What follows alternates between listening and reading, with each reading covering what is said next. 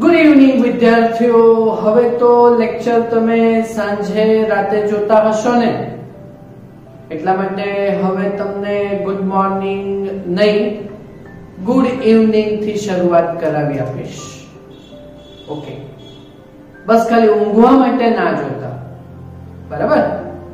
Okay, તો આપણે chapter બહુ મસ્ત છે, બહુ ઈઝી છે, એકદમ સ્મૂથ ચેપ્ટર છે. ધીમેથી ચલાવું છું. હા, તો એકદમ સ્મૂથ છે. દરેક ટોપિક માટે આપણે બબ્બે લેક્ચર નું આપણે કામ લેતા છે. હવે એ જે છે તે એનું કોઈ મિનિટોનું કંઈક માપન નથી, ટોપિક પ્રમાણે આપણા લેક્ચર છે. ઓકે, કોઈ 37 મિનિટનું બી જતું છે, 40 મિનિટનું પણ જતું છે, તો કોઈ વાર આપણે 15 થી 20 મિનિટમાં પણ કામ પતાવતા છે. ઓકે, તો આપણે પહેલા માત્ર અવરોધ ધરાવતો એસી પરિપથને એના પરથી દાખલા કર્યા, ત્યારબાદ માત્ર ઇન્ડક્ટર ધરાવતો એસી પરિપથને એના પરથી દાખલા કર્યા, અને ત્યારબાદ માત્ર કેપેસિટર ધરાવતો એસી પરિપથને તેના પરથી આપણે દાખલા કર્યા. એટલે 3 થિયરી થઈ આપણી 4 માર્ક્સની, અને બબ્બે માર્ક્સના દાખલા જે આપણે જોયા તેના કોન્સેપ્ટ બેઝ હતા. ઓકે, તો હવે આ ત્રણે ત્રણનું મિશ્રણ, હવે આ ત્રણે ત્રણનું આપણે મિશ્રણ સમજીએ. તો અવરોધ R, ઇન્ડક્ટર L અને કેપેસિટર C, એટલે આપણે એને કહેશું ત્રણે ત્રણનું મિક્સચર ને, એટલે L C R. બરાબર? તો અવરોધ, ઇન્ડક્ટર અને કેપેસિટર એ લોકોને આપણે આવી રીતે શ્રેણીમાં મૂકી દીધા. તો આ પરિપથ LCR શ્રેણી પરિપથ થયો, અને તેને આપણે એસી ઉદ્ગમ, એસી સપ્લાય કે જેના વોલ્ટેજ V બરાબર Vm sin ઓમેગા t છે, તેની સાથે આપણે જોડી મૂક્યા છે. ઓકે, તો આ પરિપથનું નામ શું કહેવાય? LCR શ્રેણી એસી પરિપથ કહેવાય, જેમાં વોલ્ટેજ તો આપણો ફિક્સ જ છે, V બરાબર Vm sin ઓમેગા t. પ્રવાહ ફિક્સ નથી, પ્રવાહ એ I બરાબર Im sin ઓમેગા t એ અવરોધમાં આવે, કારણ કે અવરોધમાં પ્રવાહ અને વોલ્ટેજ સમાન કળામાં હતા.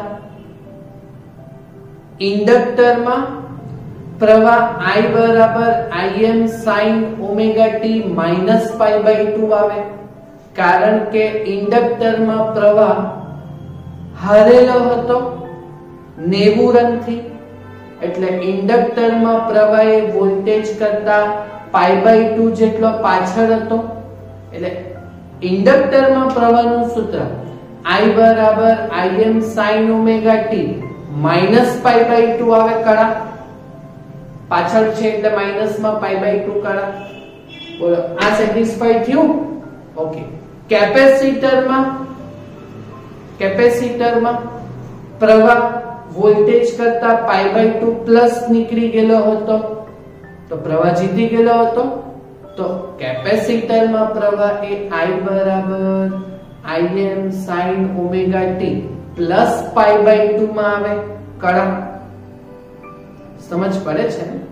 બહુ ઈઝી છે ને? આ ત્રણ બ્રહ્મ વાક્ય આપણે ઇન્ડક્ટર, અવરોધ અને કેપેસિટર એ ત્રણમાં આપણે સાબિત કરેલા જ છે. તો પછી પ્રવાહનું સૂત્ર એ I બરાબર વોલ્ટેજ V બરાબર Vm sin ઓમેગા t, તો પ્રવાહ I બરાબર Im sin ઓમેગા t, તો વચ્ચે કળા આપણે એડ કરી દીધી એટલે વત્તા pi. ને આ કળા અવરોધ માટે 0, ઇન્ડક્ટર માટે minus pi/2 અને કેપેસિટર માટે પ્લસ pi/2 આવે. ઈઝી છે કે ભારી છે? તમે આગળના લેક્ચર જો ઇન્ટરેસ્ટ જોઈલા હોય ને, તો આ તમને સમજ પડવી જોઈએ ને. બરાબર. તો LCR શ્રેણી AC પરિપથ માટે જે અહીંયાથી આપણે વોલ્ટેજ આપ્યા V તે અહીંયા ત્રણ ભાગમાં વિભાજિત થાય. પ્રવાહ તો ત્રણેય ઘટકોમાંથી સરખો જ જાય, બરાબર. પણ અહીંયા પ્રવાહ તો સરખો જ જાય પણ વોલ્ટેજ નું વિભાજન થાય. તો અવરોધના બે છેડા વચ્ચેના વોલ્ટેજ V સફિક્સમાં R, ઇન્ડક્ટરના બે છેડા વચ્ચેના વોલ્ટેજ V સફિક્સમાં L અને કેપેસિટરના બે છેડા વચ્ચેના વોલ્ટેજ V સફિક્સમાં C. તો આ જે વોલ્ટેજ છે V તે VR VL VC થાય, બરાબર. તો આ જે વોલ્ટેજ છે તે V બરાબર આ અવરોધમાં વોલ્ટેજ તો ઓહમનો નિયમ અહીંયા, બરાબર. ઓકે. પછી ઇન્ડક્ટરમાં વોલ્ટેજ તો ઇન્ડક્ટરમાં બે છેડા વચ્ચે પ્રેરિત થતું EMF એ આપણે પ્રકરણ 6 માં જોયું L di/dt.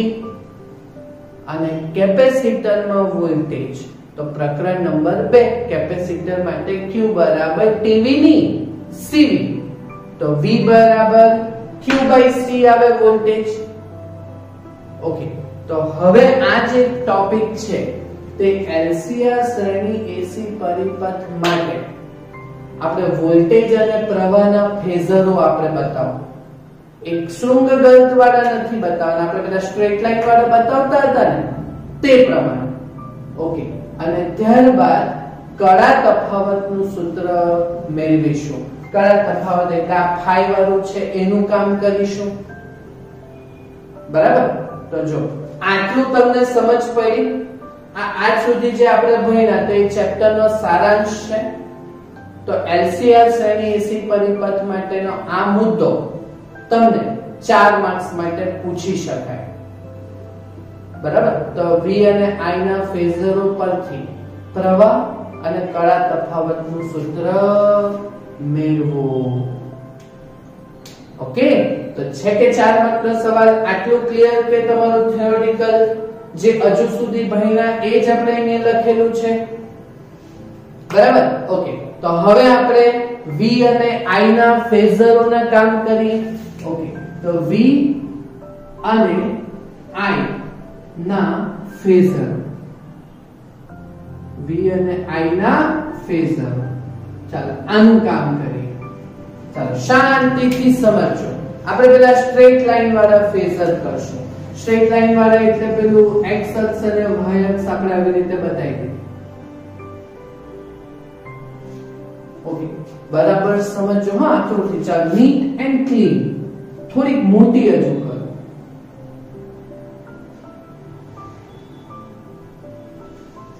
આ ઉગમ બિંદુ O. હવે શાંતિથી સમજો. શ્રેણી પરિપથ છે એટલે બધામાં પ્રવાહ તો એક સરખો જ આવે, બરાબર. અને એ જે પ્રવાહ છે તે I બરાબર Im sin omega t plus phi છે. ઓકે. તો પહેલા આપણે પ્રવાહ તો બતાવી દઈએ એક સ્ટ્રેટ લાઈનમાં. તો આ આપણે બતાવ્યો પ્રવાહ I. જોયો? ઓકે. હવે ત્રણ વોલ્ટેજ VR, VL અને VC આ ત્રણ વોલ્ટેજ બતાવવાનું છે. હા, આ જે ખૂણો છે તે કેટલો છે? ઓમેગા t પ્લસ phi જેટલો, બરાબર. ઓકે. હવે શાંતિથી સમજો. પ્રવાહ તો ફિક્સ છે, બધામાંથી એક સરખો પસાર જાય એટલે પ્રવાહની લાઈન તો થઈ ગઈ. પણ અહીંયા બદલાય કોણ? વોલ્ટેજ અલગ અલગ હશે. અને અહીંયા વોલ્ટેજ નું વિભાજન થયેલું છે. તો આપણે ત્રણ સદિશ બતાવવાના છે. VR, VL અને VC. શાંતિથી સમજો, કઈ ભારી નથી, બરાબર. પહેલી વારમાં તમને થોડુંક નવું લાગશે, આમાં થોડુંક આ વસ્તુ છે ને નવી રીતે કરવાનું છે, બરાબર. તો જો કે પ્રવાહ તો ફિક્સ છે, બધામાંથી એક સરખો પસાર થતો છે એટલે I તો બતાવી દીધો આપણે. બરાબર. ખૂણાનું કઈ ટેન્શન નથી. આપણે આ ખૂણો તમને એમ લાગે કે અહીંયા જરાક એમ એન્ડર મુંડે થોડું ગુચડું કરતો છે તો નહીં બતાવવાનું ને, હું કઈ જરૂરી થોડી છે. બરાબર. ઓકે, હવે 3 વોલ્ટેજ બતાવવાના છે. તો 3 વોલ્ટેજ પહેલા અવરોધમાં વોલ્ટેજ બતાવવાનું છે. તો આપણે એ વાક્ય જોયું કે અવરોધમાં વોલ્ટેજ અને પ્રવાહ તો શું હોય? સમાન કળામાં. તો આ જે VR છે, આ જે VR છે તે તો આ પ્રવાહની લાઈન ઉપર જ આવે. આ જે VR છે તે અવરોધના બે છેડા વચ્ચેના વોલ્ટેજ એ તો પ્રવાહ સાથે સમાન કળામાં હોય. એટલે એ તો ત્યાં જ આવ્યો અવરોધ VR. દેખાય છે ને તમને? ઓકે, ચાલો તેવી જ રીતે, હા ચાલો તેવી જ રીતે હજુ એક વોલ્ટેજ બતાવવાનો છે, તે VL. હવે આ વાક્ય જો, ઇન્ડક્ટરમાં પ્રવાહ હરી જાય. ઇન્ડક્ટરમાં પ્રવાહ એ વોલ્ટેજ કરતા π/2 જેટલો શું હોય? પાછળ હોય, પાછળ. ઓકે, પણ એ તો પ્રવાહ પાછળ હોય ને, પણ આપણે તો અહીંયા વોલ્ટેજ બતાવતા છે. બરાબર. તો વોલ્ટેજ તો આગળ હોય કે નહીં π/2 જેટલો. આ વાક્ય શાંતિથી સમજો, કોઈ ઉતાવળ નથી. કોઈ ઉતાવળ નથી. જો VR, VL અને VC એમ 3 તીર બતાવવાના છે, સદિશો આપણે. ઓકે, તો પ્રવાહ તો આપણે ફિક્સ કરી દીધો. VR એ વોલ્ટેજ અને પ્રવાહ સમાન કળામાં હોય અવરોધમાં, એટલે એ જ એની જ લાઈન પર બતાવી દીધું. ઓકે, હવે નંબર 2 VL બતાવવાનું. તો ઇન્ડક્ટરમાં પ્રવાહ વોલ્ટેજ કરતા પાછળ હોય, તો વોલ્ટેજ એ પ્રવાહ કરતા આગળ હોય કે ને કેટલો આગળ હોય? π/2 ખૂણા જેટલો. ઓકે, તો મારે VL બતાવવાનું હોય તો ઇન્ડક્ટર માં વોલ્ટેજ એ પ્રવાહ કરતા આગળ એટલે +π/2, તો પ્રવાહથી આગળ એટલે આ બાજુ ખૂણા વધે ને 0 90 એમ, તો આ બાજુ 90 ડિગ્રીના ખૂણા ઉપર બતાવીએ. ઓકે, તો અહીંયા 90 ડિગ્રીના ખૂણા પર બતાવવાનું હોય આની સાથે. ઓકે, તો આવી રીતે બતાવું.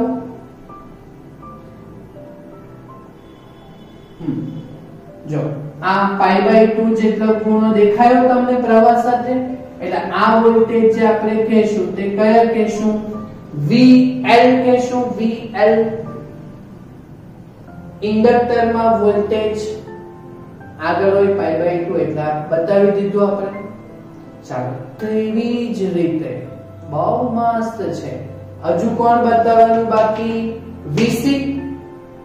બરાબર. તો ભાઈ વોલ્ટ કેપેસિટરમાં તો પ્રવાહ π/2 જેટલો આગળ હોય, તો વોલ્ટેજ π/2 જેટલો પાછળ હોવાનો કે નહીં પ્રવાહ કરતા. ઓકે, તો આ પ્રવાહ છે તો π/2 જેટલો પાછળ, એટલે આ VL આ બાજુ આવ્યું કે, તો પછી VC આ બાજુ આવશે. બોલો, પાર્ટી બેડ કરવું પડે કે તમને? ને આ 90 ડિગ્રીનો ખૂણો, આ 90 ડિગ્રીનો ખૂણો થયો. ઓકે, તો હવે જો આ બે સદિશો પરસ્પર વિરુદ્ધ દિશામાં છે. બરાબર. તો પરસ્પર વિરુદ્ધ દિશામાં હોય તો આ બે સદિશો સરવાળો નહીં થાય, બાદબાકી થાય. બરાબર. તો બાદબાકી થાય તો આપણે શું કરશું? તો જો આ VL ને આપણે આખો પરસ્પર વિરુદ્ધ દિશામાં એટલે આ બાજુ બતાવીશું. બરાબર. તો આપણે શું કરીએ? અહીંયાથી થોડો અહીંયા સુધીનો એક સદિશ બતાવો. દેખાયો તમને? દેખાયો? તો આ આટલો જે સદિશ છે તે એનું મૂલ્ય કેટલું આવશે? તો આટલું VC છે, આટલું VL છે, તો મેં VL એમ કરીને અહીંયા મૂકી દઉં. તો આટલી વેલ્યુ જે છે તે આ VC અને VL નું કટિંગ વેલ્યુ આવે. કટિંગ વેલ્યુ કઈ વેલ્યુ? કટિંગ વેલ્યુ આવે. Cutting value. તો આ કટિંગ વેલ્યુ એટલે આપણે એને કઈ વેલ્યુ કહેશું? VC VL કહેશું. કઈ વેલ્યુ કહેશું? VC માઇનસ VL વેલ્યુ કહેશું ને અહીંયા તમારો પાયથાગોરસનો નિયમ અહીંયા કાટકોણ ત્રિકોણ તમને દેખાતો થઈ ગયો જો આ કાટકોણ ત્રિકોણ છે કે આ VR છે આ VC માઇનસ VL છે તો અહીંયા એક કર્ણ બનવાનો જો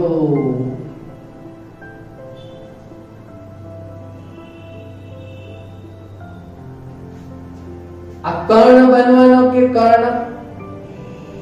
કર્ણ બનવાનો ને તો આ કર્ણ જે છે તે આ ત્રણે ત્રણ વોલ્ટેજ નું પરિણામી મૂલ્ય આપશે તો એ પરિણામી મૂલ્ય તે આપણે વોલ્ટેજ V કહેશું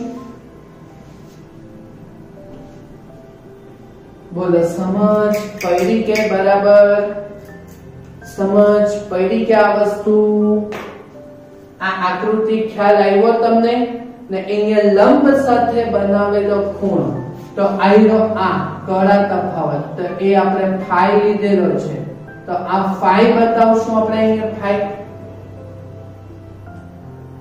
ખ્યાલ આવ્યો તો બોલો અહીંયાથી આપણે આ ત્રણના સૂત્ર લખવાના હોય VR VC અને VL એ લોકોના સૂત્ર લખવાના હોય તો બોલો શું લખીશું અહીં તો અવરોધના બે છેડા વચ્ચેના વોલ્ટેજ એટલે VR તો એ આપણો ઓહમનો નિયમ VR બરાબર IR આવે જો આ મહત્તમ માટેનું જોઈએ તો અહીંયા IM આવશે ઓકે ચાલો પછી ઇન્ડક્ટરના બે છેડા વચ્ચેના વોલ્ટેજ તો એ પણ V બરાબર IL પ્રમાણે તો I ઇન્ટુ અવરોધની જગ્યાએ ઇન્ડક્ટરમાં કોણ આવે રિએક્ટન્સ તો એ ઇન્ડક્ટિવ રિએક્ટન્સ એટલે શું આવે XL ને XL એટલે ઓમેગા L અચ્છા અને કેપેસિટરમાં બે છેડા વચ્ચેના વોલ્ટેજ એટલે VC તો એ ઓહમનો નિયમ IR તો I XL ની જગ્યાએ કોણ આવશે XC આવશે બરાબર તો અહીંયા આપણે પાયથાગોરસના નિયમનો ઉપયોગ કરીએ બરાબર તો આકૃતિ પરથી તમે અહીંયા પાયથાગોરસનો નિયમનો ઉપયોગ કરો તો બોલો આ ત્રિકોણ માટે જો તમે પાયથાગોરસના નિયમનો ઉપયોગ કરો તો બોલો શું થશે બોલો કે આ પાયથાગોરસનો નિયમ મુજબ આથી કાટકોણ ત્રિકોણ પરથી બોલો કાટકોણ ત્રિકોણ પરથી આપણે કર્ણનો વર્ગ એટલે v સ્ક્વેર બરાબર એનું મૂલ્ય લઈએ એટલે v માનાંકનો સ્ક્વેર બરાબર બોલો માનાંકમાં v નું આપણે મૂલ્ય શોધીએ તો v નો વર્ગ બરાબર એક બાજુનો વર્ગ વત્તા બીજી બાજુનો વર્ગ બરાબર તો આ એક બાજુ તો છે તે આ આપણે VR અહીંયા બતાવ્યું ઓકે તો આ કાટકોણ ત્રિકોણ દેખાય છે તો v સ્ક્વેર બરાબર શું આવશે VR square plus VC minus VL આખાનો વર્ગ આવશે હા ઓકે ચાલો કાટકોણ ત્રિકોણનું નામ આપી દઉં મેં તો તમને તકલીફ નહીં પડે બરાબર કાટકોણ ત્રિકોણનું નામ આપી દઉં A O અને અહીંયા શું કહી દઈએ B ઓકે તો અહીંયા કાટકોણ ત્રિકોણ AOB માટે પાયથાગોરસનો નિયમ આપણે અહીંયા ઉપયોગ કર્યો તો v સ્ક્વેર બરાબર OA square plus OB square તો OA ની વેલ્યુ વોલ્ટેજમાં કેટલી છે VR ઓકે તો એ કેટલી આપણે બતાવી VR સ્ક્વેર પ્લસ આ વેલ્યુ કેટલી છે કટિંગ વેલ્યુ VR આખો આવે તો VC અને VL બાદબાકીમાં આવ્યા ઓકે તો VC માઈનસ VL આખાનો વર્ગ બરાબર હવે VR VC અને VL ની વેલ્યુ આપણે મૂકીએ બરાબર તો અહીંયા આપણે v સ્ક્વેર બરાબર ચાલો વેલ્યુ મૂકીએ તો VR નો વર્ગ બરાબર IR આખાનો વર્ગ વત્તા VR બરાબર IR લીધું એટલે IR આખાનો વર્ગ ઓકે ચાલો પછી વત્તા VC minus VL એટલે IXC minus IXL આખાનો વર્ગ, બરાબર. જોઈ લો હવે બધામાંથી i² કોમન નીકળે કે આ i² જ છે ને. ઓકે, આ અંદરથી i કોમન લો તો વર્ગની બહાર આવે તો i² જ આવે ને. ઓકે, તો i² કોમન લો તો બોલો પહેલા કૌંસમાં કોણ રહેવાનું? r². ઓકે, અને વત્તા i તો નીકળી ગયો ને કોમન, તો કૌંસની અંદર કોણ આવવાનું? xc minus xl. આ આખાનો શું આવશે? વર્ગ. બોલો થયું કે? બરાબર. તો ભાઈ આપણે અહીંયાથી પ્રવાહનું સૂત્ર મેળવવાનું છે. પ્રવાહ, બરાબર. તો ચાલો પ્રવાહનું સૂત્ર મેળવવાનું છે. તો પછી અહીંયા આપણે વર્ગમૂળ કરી નાખો બંને બાજુ. તો v બરાબર i અને આનું બેઠું વર્ગમૂળ નીકળી જશે, બરાબર. નહીં તો પછી પ્રવાહને i² ને કરતા બનાવો. તો બોલો i² બરાબર શું થશે? v² ના છેદમાં r² plus xc minus xl એનો વર્ગ. તો બોલો પટે પ્રવાહનું સૂત્ર i બરાબર શું થશે? v વર્ગમૂળ, ઓકે, ના છેદમાં રૂટ વર્ગમૂળ ને r² plus xc minus xl આખાનો શું આવશે? વર્ગ. બરાબર. તો આ આપણું પ્રવાહનું સૂત્ર થયું. LCR શ્રેણી પરિપથ માટે 3 x 3 માટે જો માત્ર અવરોધ હોતે તો xc અને xl નહીં આવે, તો i બરાબર v by r જ આવશે. કેપેસિટર હોય તો i બરાબર v by xc આવશે. r અને xl 0 લેશું ને માત્ર કેપેસિટર હોય તો અને માત્ર ઇન્ડક્ટર હોય તો xl જ આવે, તો r અને xc જતું રહે તો i બરાબર v by xl આવે. ઓકે, તો આ એક કોમન સૂત્ર થયું કે નહીં? બરાબર. તો આ જે છેદમાં જે આવેલો છે ને તે અવરોધની જગ્યાએ i બરાબર v by r, ઇન્ડક્ટરમાં i બરાબર v by xl, કેપેસિટરમાં i બરાબર v by xc, એવી રીતે. ઓકે, તો અહીંયા જે આવ્યું તે આ એક કોમન જે ટર્મ છે ને એ અવરોધની જગ્યાએ આવ્યું ને આ એસી પરિપથમાં આ ટર્મને આપણે કહીશું ઇમ્પિડન્સ. શું કહીશું? ઇમ્પિડન્સ. Impedance z. બરાબર. તો જ્યાં આ જે આવ્યું છેદમાં છે ને એને આપણે કહીશું ઇમ્પિડન્સ z.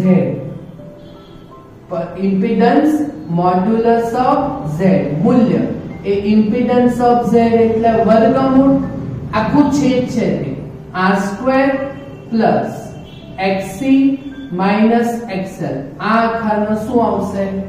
વર્ગ. બરાબર. ઓકે, તો માટે પ્રવાહનું સૂત્ર શું બનશે? i બરાબર v by modulus of z. બોલો સમજ પડી પ્રવાહનું કામ?